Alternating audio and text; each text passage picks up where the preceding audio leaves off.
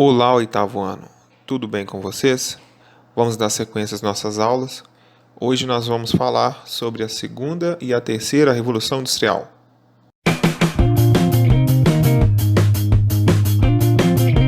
A segunda Revolução Industrial iniciou-se a partir do ano de 1850, tá? A partir da segunda metade ali do século XIX.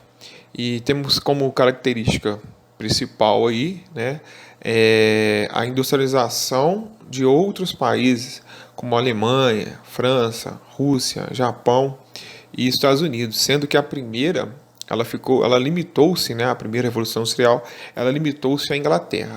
Já na segunda nós temos aí o avanço, né, a expansão da indústria em alguns países. As inovações tecnológicas durante a segunda Revolução Industrial, nós podemos falar de um sentido positivo e também no sentido negativo, tá?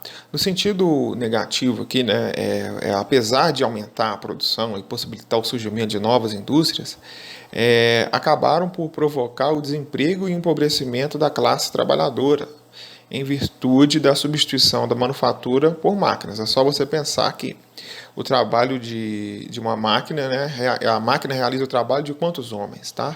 Vários. E isso acabou gerando a substituição da mão de obra humana ali por máquinas. Um homem opera a máquina e faz um trabalho. Imagina um trator.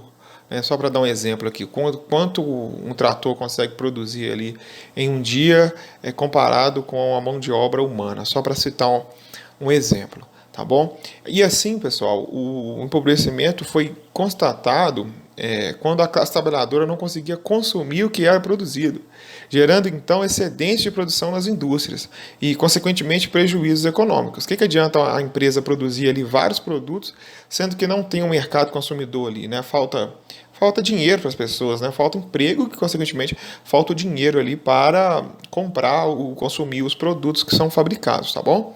Assim sendo, nações capitalistas como Estados Unidos, Alemanha, França, né? Enfim, eles foram procurar em outros lugares mercados para consumir seus produtos e também fornecer matéria-prima, tá?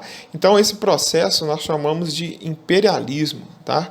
Que é a busca por novos territórios mediante as políticas de expansão territorial, econômica e cultural de uma nação sobre outra. É um processo de dominação, tá? Os europeus chegavam nas nações e diziam que estavam fazendo um bem, estavam civilizando essas populações, mas na verdade o que eles estavam fazendo aqui é impondo, né, a sua cultura, impondo ali o seu modo de ser, num modo geral, vamos dizer assim, tá? Em troca, esses países estavam fornecendo matéria-prima e também consumindo os seus produtos.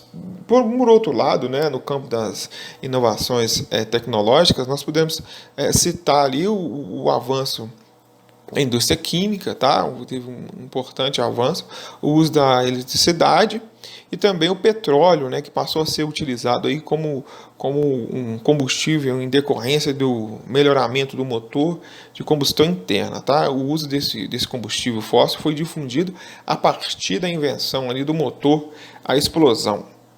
Fordismo e o Taylorismo.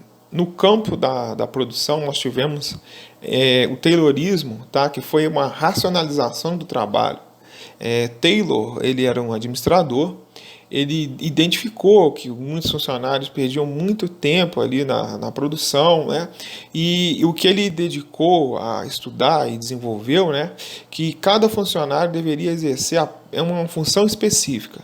Então, aquela questão, um funcionário ele trabalha ali na produção da porta de um carro, ele coloca ali um parafuso na porta de um carro. Ele só faz aquilo o dia inteiro. Então a tendência é que ele melhore a cada dia, o trabalho se torna mais rápido. Só que por um outro lado, né, nós temos aí, vamos dizer que uma desvalorização da mão de obra. Porque um funcionário não sabe fazer um carro, ele sabe apertar o parafuso da porta do lado direito do carro, por exemplo. Tá bom?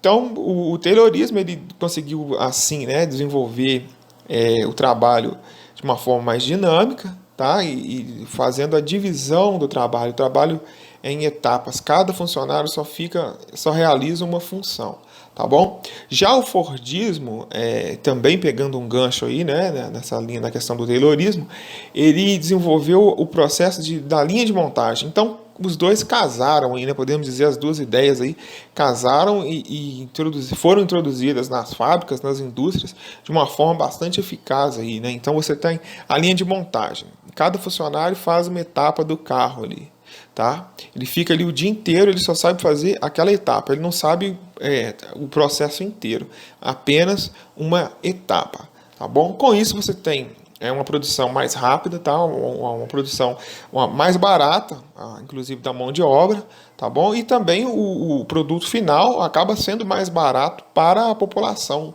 para o consumo. Então tem uma adesão também da população, da sociedade em questão de consumir o produto, ok? Tá, agora alguns principais inventos, né, durante a segunda revolução industrial. Tá? Nós tivemos a invenção da lâmpada incandescente, o surgimento, o avanço dos meios de transporte, ampliação das ferrovias, seguida das invenções do automóvel e também do avião, invenção dos meios de comunicação, o telégrafo, o telefone, a televisão e o cinema. Tivemos também o surgimento dos plásticos, o desenvolvimento de armamentos como canhão e metralhadora. No campo da medicina surgiram antibióticos, as vacinas, né? Novos conhecimentos sobre as doenças e novas técnicas de cirurgias também foram implantadas durante a segunda revolução industrial. Então, esses são aí alguns, né, dos principais inventos aí que ocorreu durante esta etapa. A terceira revolução industrial é marcada pelo predomínio da alta tecnologia, assumindo posições de destaque, podemos citar informática, eletrônica, robótica, entre outros. Tá? Todo esse movimento e avanço é associado ao processo produtivo. Nesse caso, nós vamos trabalhar com a questão da introdução dos robôs e das máquinas dentro do processo de produção, tá? Em substituição da mão de obra humana. Quanto mais robô você tem em uma fábrica, menos trabalhadores, né, humanos aí você vai ter. E isso gera, por um lado, né, o desemprego, tá? Você tem aí o robô fazendo um trabalho de vários homens, e, consequentemente, o desaparecimento de algumas profissões. Isso é um fenômeno que ocorre no presente e amedronta aí o nosso futuro, tá? Possivelmente várias profissões deixarão de existir.